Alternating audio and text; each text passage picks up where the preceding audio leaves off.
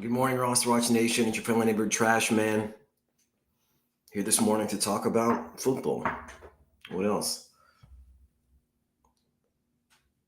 It wouldn't be a fantasy football morning in the off season if we didn't have some scuttlebutt on Aaron Rodgers and the state of his affairs in the NFL. Free agent quarterback Aaron Rodgers said on the Pat McAfee show that he is currently mulling his future in the NFL. Wow. In a wide-ranging discussion with McAfee, Rodgers said that he is still contemplating whether to play in 2025 or retire this offseason. Continues to dangle that carrot in front of the Vikings as if they care. Rodgers repeatedly emphasized that caring for troubled members of his inner circle has been his offseason priority. Maybe he was speaking in the third person. Rodgers spoke positively of his recent visit with the Steelers, praising head coach Mike Tomlin. And he made it clear that the rapidly approaching 2025 NFL draft will have no bearing on his decision-making timeline. And he understands the Steelers determined that they must move on without him. So it feels like maybe he has given up on the Vikings. Maybe that ship has sailed in his mind finally. And he's relying on the Steelers potentially to take him on.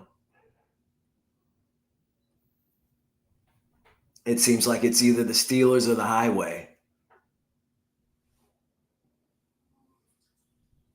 You know, as usual, though Rodgers is being as opaque as he can be, clear as mud in the things that he's saying and his intentions.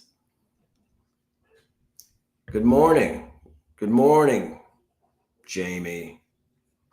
Good morning, John. Top of the morning to you. That's the best one I got.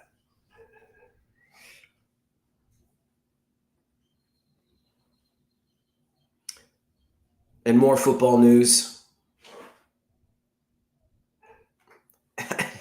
This is funny. I don't know why it's funny to me. Maybe it's just the way that it's come out. But ESPN's Adam Schefter said there have been questions about Cardinals owner Michael Bidwill not being a huge fan of Kyler Murray. Okay. This was I guess we have to take this in context. And the context of this clip was about a potential shock landing spot for Shedeur Sanders. Okay. So now the Cardinals might shock the world and take Sanders. Light a fire under Kyler Murray. I mean, they've been trying to light one for a while. I guess the most important aspect of this is that the Cardinals, and I guess the ownership might not be huge fans. Or Bidwell in particular might not be a huge fan of Kyler Murray. Cardinals coach Jonathan Gannon said there's a 100% chance of Murray being the team's starting quarterback in 2025 earlier in the offseason. So, that bodes well for his chances. But, a trade is not out of the realm of possibilities, it seems. Then why wouldn't it be? I mean, Kyler Murray has, a measurable upside. We know that. But he's also a pain in the rear. And he's also one of the smaller quarterbacks in the league. You have to think at some point the wheels are going to fall off of that thing. It just wasn't built to take that kind of punishment. I mean, and I guess you could point to Russell Wilson as another smaller quarterback who's lasted long in the league and had success in the league. Super Bowl success. But Murray isn't Wilson character-wise. He's shown himself to be a bit of a brat in his time there in Arizona. Maybe he's got a little bit of Napoleon syndrome. Why not? You know, he's probably had a chip on his shoulder his entire career. Welcome to the chat, John in Cedar Park. I've not seen many things that are 100%. That's sure. That's for sure.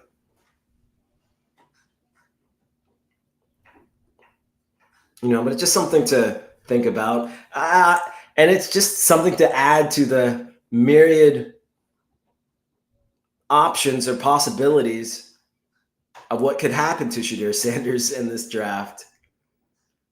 You know, first you're saying the Giants are going to take him. He's going to be a top 3 pick, and then they're saying he may not get picked in the first round at all. Now saying he might go to a team like the Cardinals.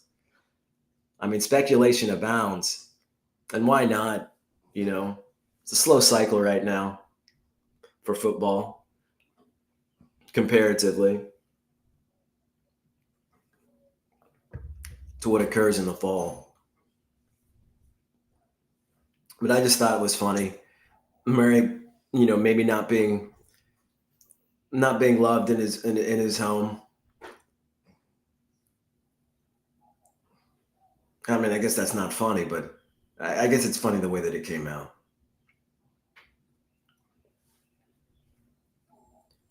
In more football news, Browns GM Andrew Berry said that all options are on the board for the Browns' number 2 overall pick in the 2025 draft. All options. Okay, tell us something we don't know. I mean, they have the 2nd pick in the draft, so they got a lot of options. The Browns have notably conducted private workouts and dinners with 5 quarterbacks, including Colorado quarterback Shadir Sanders. I mean, it seems pretty safe to assume the Browns are going to take a quarterback in the draft. The question is, where? You know, they've got Joe Flacco and Kenny Pickett now. So they feel like they maybe don't have to reach.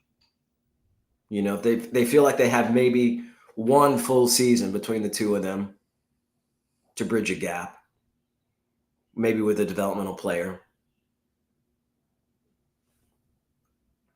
I mean, for me, it brings to mind someone like a Jalen Milroe, somebody who's, you know, got high ceiling, it would seem, but is maybe a work in progress.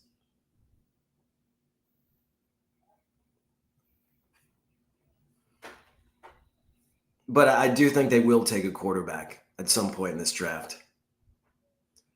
And, you know, if they take Travis Hunter with that first pick, at least now, okay, I haven't addressed this yet with Joe Flacco being in Cleveland now. I feel safer. I feel better. I can sleep better at night if Travis Hunter is drafted by the Browns with the 2nd pick of the draft. I do feel like Joe Flacco could get him the ball on a consistent basis, enough to keep him high, keep him at the forefront of our minds in Dynasty and otherwise, and redrafts. Hunter would be a boon in either, in that case. So, yeah, I think we all can breathe a little bit easier knowing that Travis Hunter would be in, you know, firm enough hands with Joe Flacco to start his career if he was to be drafted by the Browns. But they'll take another rookie quarterback too, probably. And I think Milroe kind of fits the bill.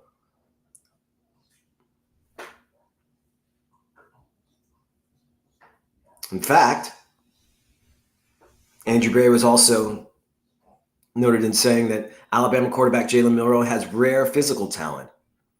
And Berry continued with his praise of Milroe's physical traits, saying he's maybe the only quarterback faster than Lamar Jackson. Milroe ran for 729 yards and a jaw-dropping 20 touchdowns in his final season in Alabama. Love that. I love that for fantasy. You know I love running backs that throw touchdowns. And the thing is with Milroe, they don't have to take him early. He's a developmental pick.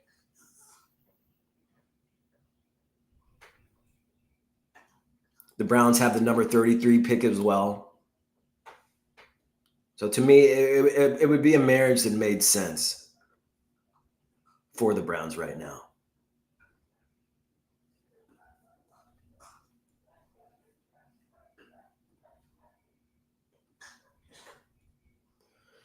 John asks, could Niners trade Purdy draft day if he does not sign offer? Seems Brass and Purdy camp are way off. I think Niners offered 45 mil and Purdy camp wants 65 mil a year.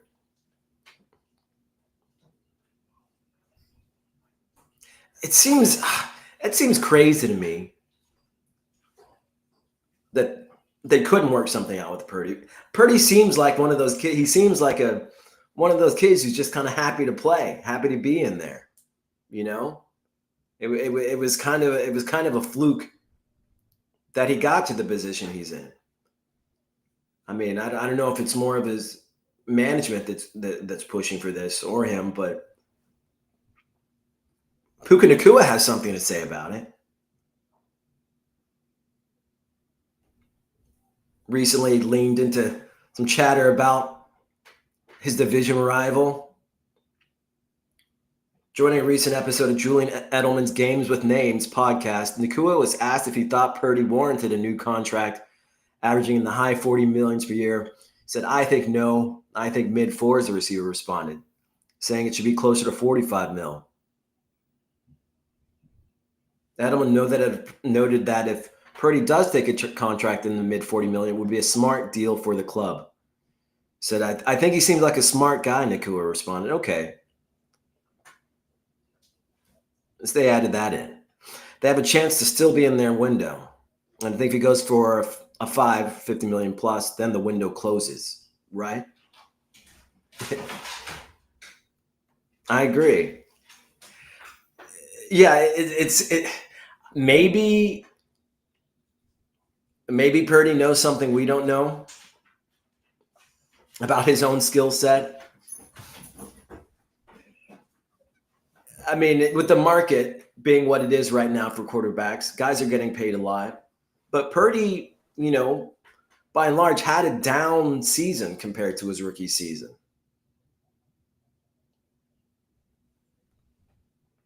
Some cracks were exposed in his veneer.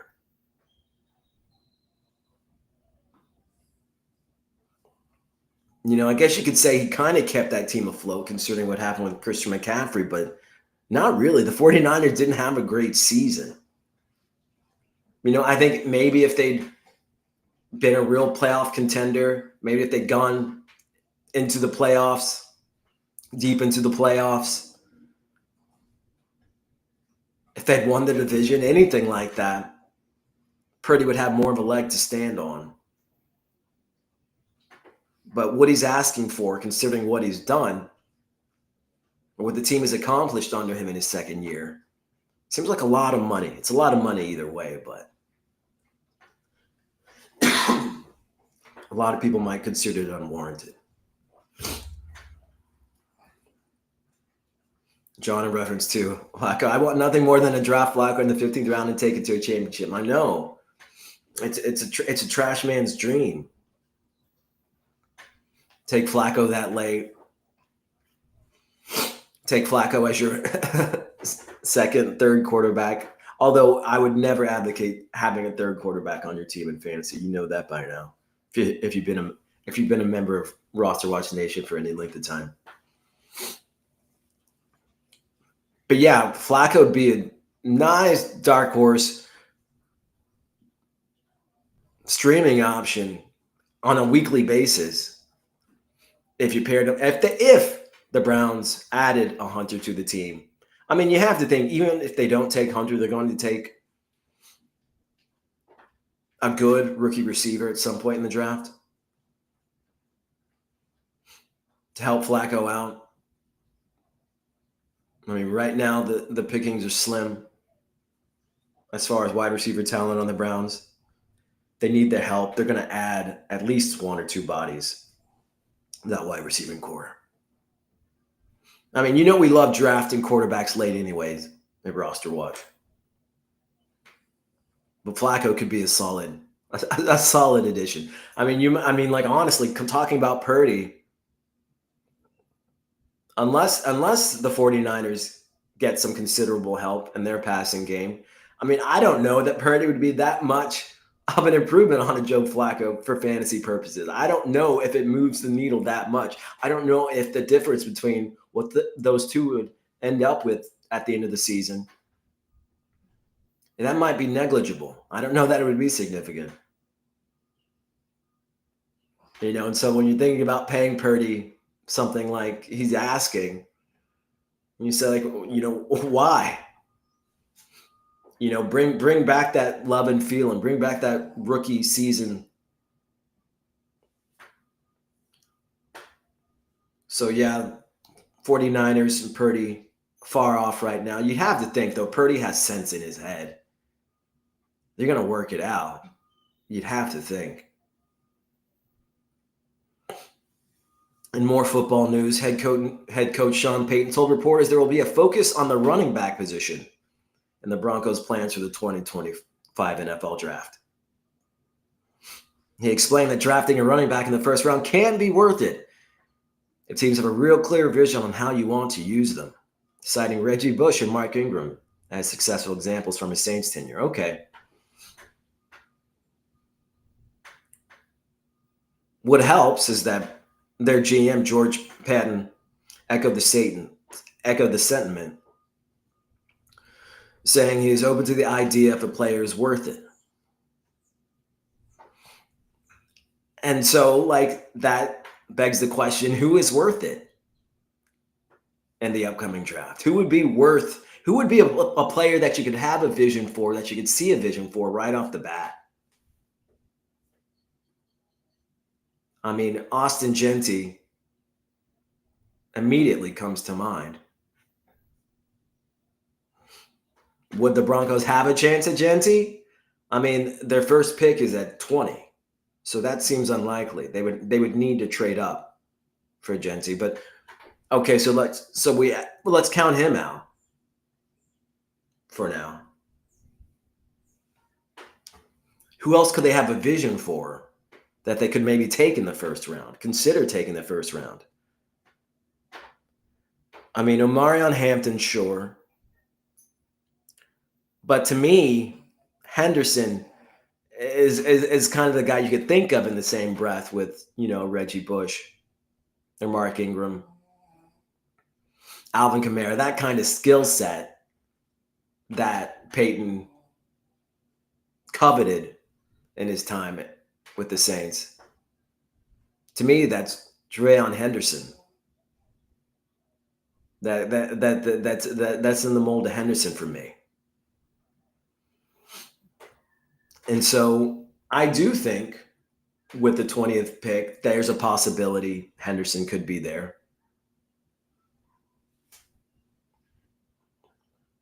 You think about other teams that could take him. The Cowboys could take him at 12 if Genty goes earlier.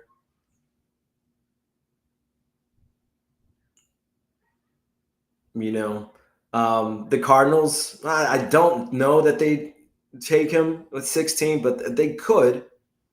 They still have Benson there in Arizona, who they really haven't plumbed the depths of yet. The Bengals could be an option for them at 17. Henderson, although he's closer to a Chase Brown and that type of skill set, I feel like with Chase Brown, you want a little bit bigger of a back, a more of a two-down back to complement him.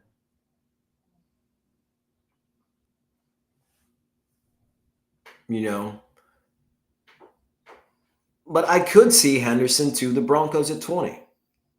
That would be great for Henderson, be great for the Broncos. Jamie agrees.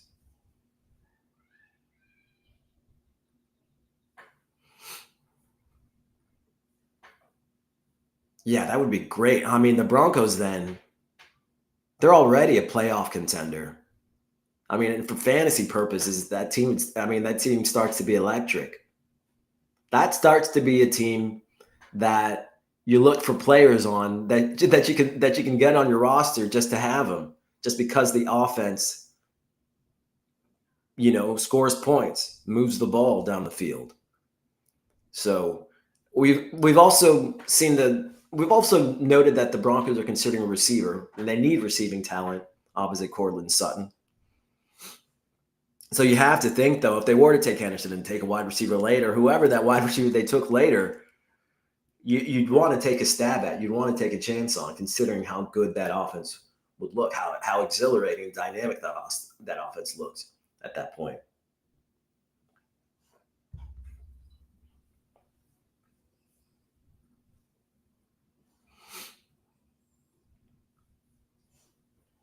And more football news. SNY's Connor Hughes said that drafting the best player available with the number overall 3 pick seems to be the direction that the Giants are heading. So no longer is it, necessarily to take a quarterback with that first pick. Although Hughes acknowledged that the Giants have a desperate need for a franchise quarterback. GM Joe Shum reportedly said that he will not force the issue by drafting a quarterback they deemed unworthy of the number 3 overall pick. Hughes described Shun as giddy, like a little schoolgirl, when discussing the possibility of drafting Colorado receiver / cornerback Travis Hunter. I mean, that's if Hunter gets past the Browns, which seems unlikely. I mean, it seems unlikely now that Hunter's going to get past pick 3.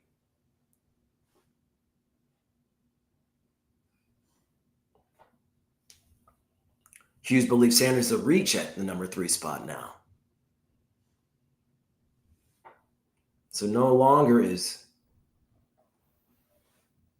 Shedeur kind of a shoo-in to be the second quarterback taken in the draft, much less the number 3 pick.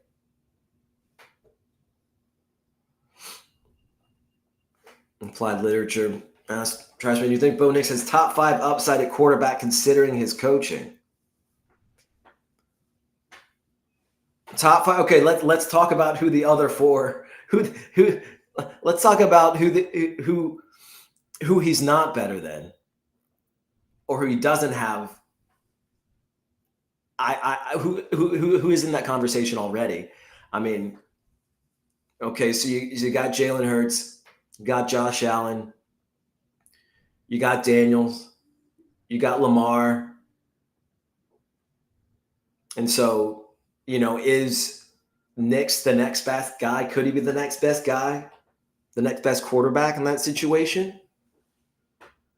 He could be, honestly. I mean, if you squint hard enough, you could see him making that 5th spot. Who do you think has an edge over him just automatically beyond those guys? There's somebody I'm not thinking of that's just a shoo-in. I mean, I don't know. I think Nix is in that conversation at this point, and would be in that conversation if they get some more receiving help. I mean, he's done well regardless for himself. But if he got a running back that could catch passes, a la Henderson, that would definitely help his cause.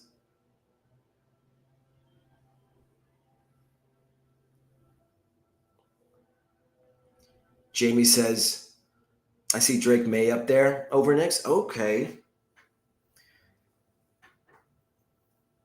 I mean, maybe May, you could argue is more of a threat to run, but I mean, like, I don't know with Diggs. Maybe his supporting cast is up there now, but I don't see the Patriots, I guess, where they are right now being quite as dynamic as the Broncos in their offense.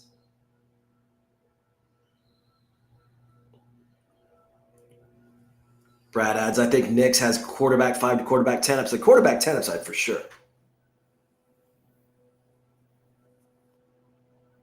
Likely take an offensive player 20. I agree. probably a running back. The way things are going.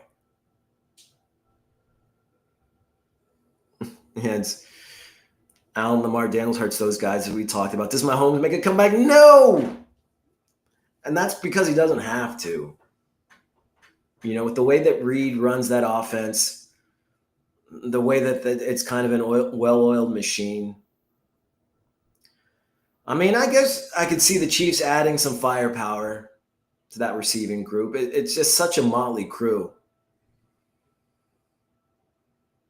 And the thing is, the Chiefs win more games, win more close games. That's how they do it. They edge it out, not blowing anybody out of the water. They do just enough to get there. They can help. They can control the game better that way. They've got a good defense. They don't need to do everything on offense. I would just like, you see these other teams. They need to score those points out of necessity a lot of the time. The Chiefs, they're able to control the game in a way that they don't necessarily need to. And Mahomes doesn't need to do that much work. They just got it. They've got their MVP down, their minimum viable product. John adds that Nick is going to make Ingram a top 3 tight end in PPR. Could be. that wouldn't be hard considering the tight end landscape right now, to be honest.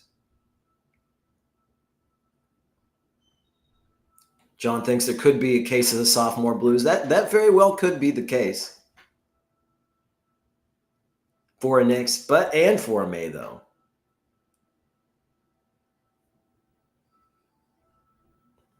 That could be the case for either, though. I think Knicks, to me, is a more dynamic quarterback than May, at least at this point in their careers. If you had to right now pick one of them for a final drive in the game, it's going to be Knicks.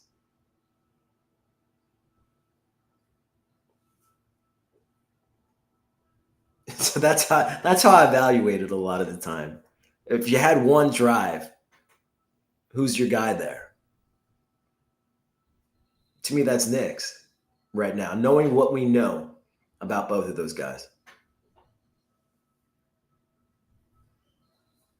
Broncos are going to be a good team this year. Unless something out of the ordinary happens.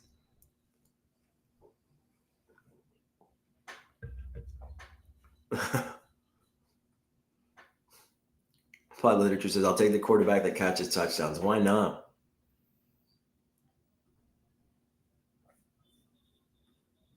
But yeah, that's interesting. Who else? Could there be anyone else who would be the top 5 over a Knicks or perhaps a May? I guess May has been the best argument so far.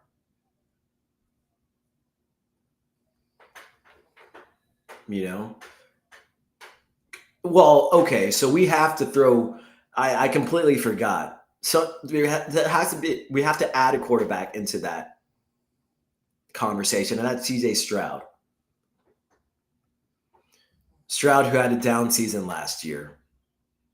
Wide receiver injury, offensive line woes. But his season prior to that was just short of legendary. We were talking about Stroud like we talked about Daniels last season. So I have to put Stroud back into that conversation for a bounce back year. I mean, honestly, if I think people are going to be down on Stroud this season, I think he's going to be a quarterback that's going to be undervalued that you could take later than a Knicks, potentially. Concerning, I guess have to see what happens in the draft, but I'd put Stroud into that conversation too. I'd have to. Jamie adds Mayfield too. Okay. Baker Mayfield with a once again healthy Godwin. in the fold. There's an argument for that for sure. And McMillan having a second year under his belt.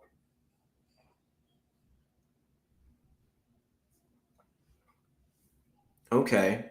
Mayfield's in the argument. You say, I guess Justin Fields' ceiling is QB1, right? That's true. I mean, there were some games for Fields as a Bear that, I mean, I was just ecstatic about. 30-pointers. He was inconsistent with it, though.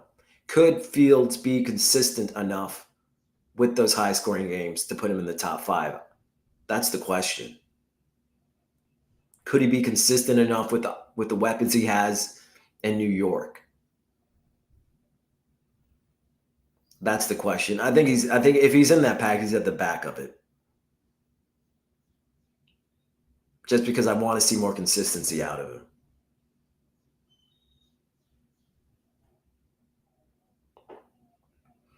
But yeah, for me, the strongest argument is for Stroud to have a bounce back season, getting that top 5 fantasy quarterback spot.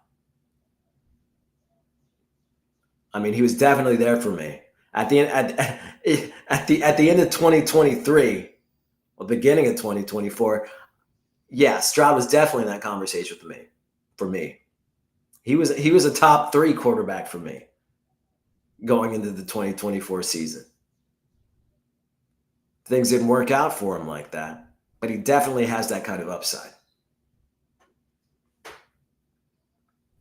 And he's gonna be a guy I'm going to be angling in on in fantasy this season in redrafts.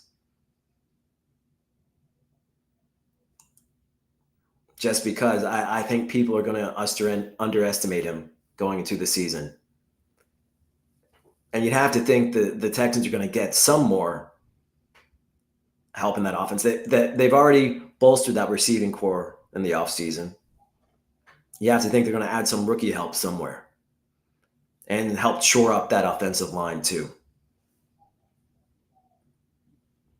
We hope that we're helping you to shore up your offensive line, your line against all the oncomers and challengers to your fantasy dominance. We hope that we're helping you out with that. We hope that we've helped you out with that if you've been a member of RosterWatch Nation for any length of time. And we hope to continue to do so. Stick around for Alex and Cody. They're going to do their part to help bolster your fantasy rosters throughout the offseason so that we're ready whenever the regular season rolls around. Until next time, this has been the Trash Man on behalf of Roster Watch. Be ready. This is Anthony Richardson, and you're listening to Roster Watch. This is AJ Brown, and you're listening to Roster Watch. This is Josh Allen, and you're listening to Roster